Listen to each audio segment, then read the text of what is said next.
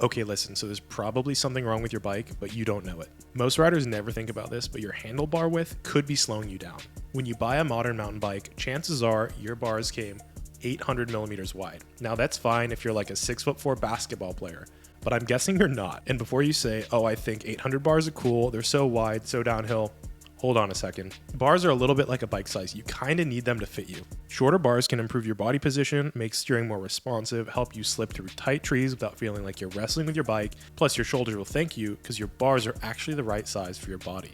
And one thing you're not thinking about is the grips actually add more width to your bars. So if you're running grips on top of an 800 mil bar, you could be running 810, or even worse, maybe a little bigger. And while that worked for Greg Benar, that probably won't work for you. So how do you dial it in? You have to start small. Take your grips off and look at your bars. Usually there's lines measuring 5 millimeters at a time. I'd say trim off 5 millimeters at a time on each side. That'll give you a 10 mil difference, and try it. Keep going until it feels natural. For example, I'm 6 foot and I run 780s. Now, I've run all the way down to 760 when I was racing enduro. That's because I needed a little extra clearance when flying past trees. It was still comfortable, but now I like to run 780s because it's a little bigger and a little more relaxed. When you cut your bars down, the ride feel will change on your bike a little bit.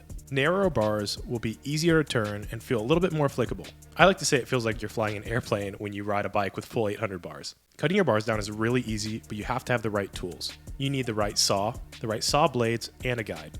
I've done it before, cutting my bars without a guide, but it's not a good idea. You'll never get the right cut, it'll never be straight, and I know, you hide it under the grips, but let's not do this. You need the right type of saw blade for the material of your bars. Carbon bars will need a certain type of saw blade when aluminum will need different. You do not want to cut one with the other.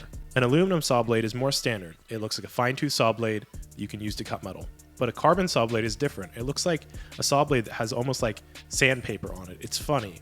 What you should do is go on reconmtv.com and check out the saws, saw blades, and guides. There you can get everything you need to cut down your bars just right. One last thing is that grips will matter. You'll want to measure how wide your bars are with the grips and also without, so you understand how much wider the grips make your bars. The bottom line is you have to stop riding an airplane. You have to think about these setup things on your mountain bike to take your riding to the next level. And you know what? Recon MTB is here to help you learn these things. Let's go, subscribe, and watch the next video.